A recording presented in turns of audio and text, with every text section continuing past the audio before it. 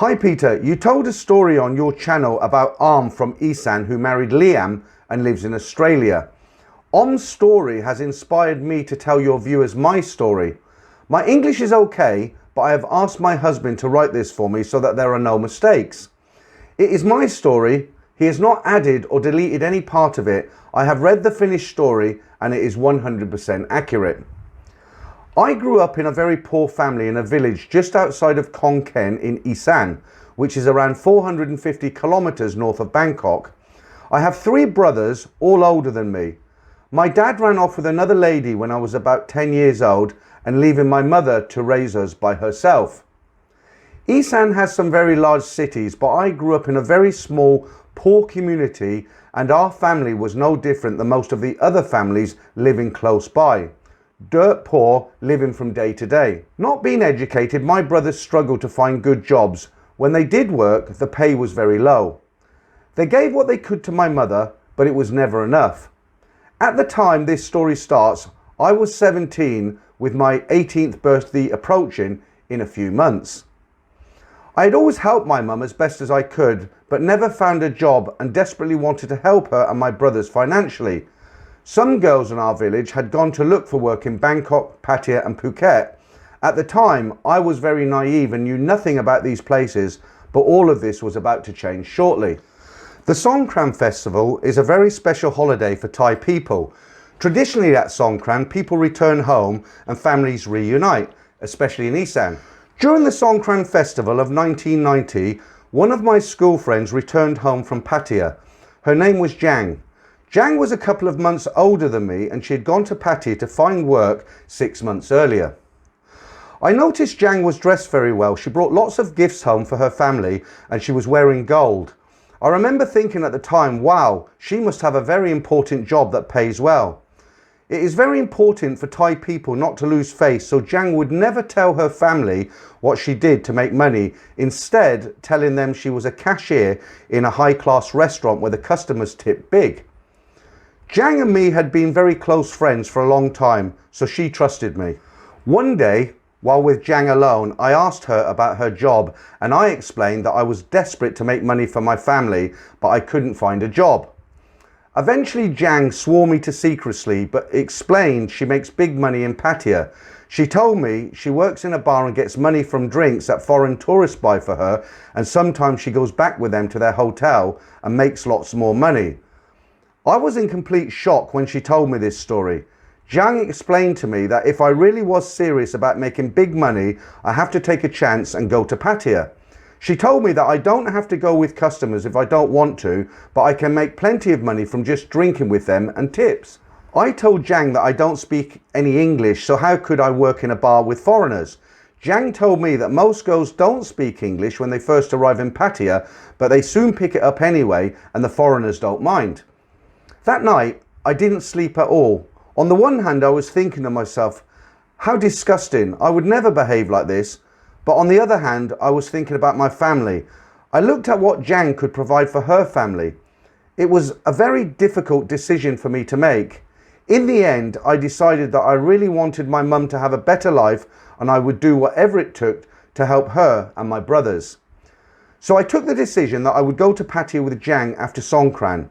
The next day, Jang came to my house and explained to my mum that she could get a good paying job for me in the same restaurant that she worked in because they were always looking for waitresses.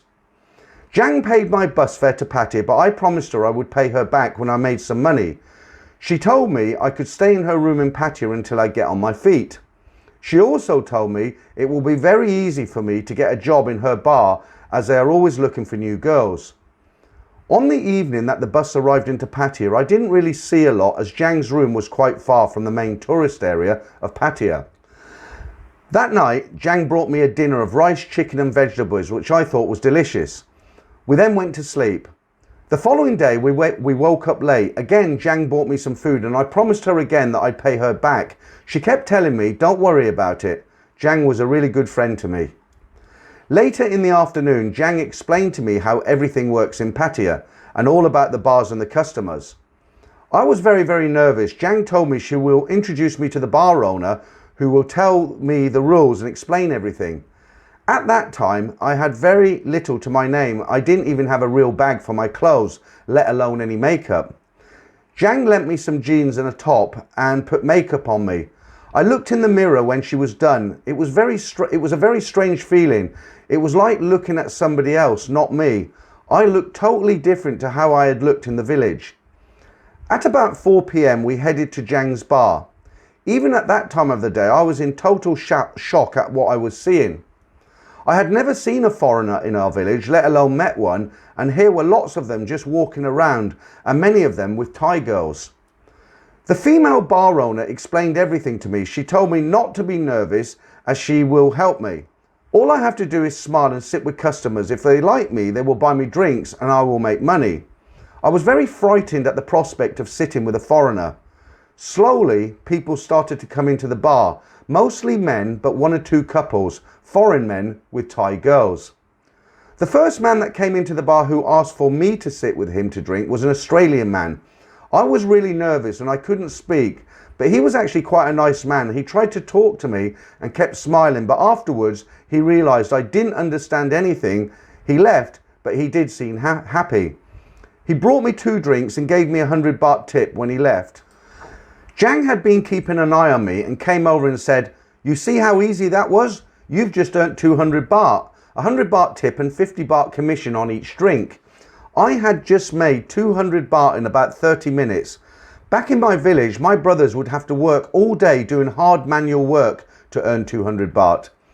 At the end of that first night in Jang's bar, I went back to her room with 620 baht in my pocket, a fortune in my eyes. I used to get a lot of tips from guys as they liked me a lot. After about 3 months, I felt a lot more at ease and I had picked up a few English words which the foreigners liked hearing. I now had my own wardrobe, makeup and everything else that Jang had, and I was paying Jang some money to stay in her room. At this point, I still hadn't left the bar with any customers, but I was being pressured by the bar owner. She wasn't forcing me or anything like that, but she kept saying to me I could make a lot more money if I decided to go off with them. For now, I didn't. I later found out that the bar charges a fee. If a girl goes out with a customer, it's called a bar fine, which explains the bar owner's encouragement as she gets to keep it all. I had been sending my mum 3,000 baht a month as I needed some money for myself to pay my own bills in Pattaya. I spoke to her sometimes as our village had a public phone, so I would ring it and one of our neighbours would fetch my mum to the phone. We both cried every time I called her, but it was a good feeling knowing inside that I could support my mum and my brothers with regular money. About a month later, my mum got quite sick and had to go into hospital. It wasn't serious, but she did have to stay in the hospital for a while and needed some quite expensive medicine. My brothers asked me to help, but I was not making enough money on drinks and tips alone.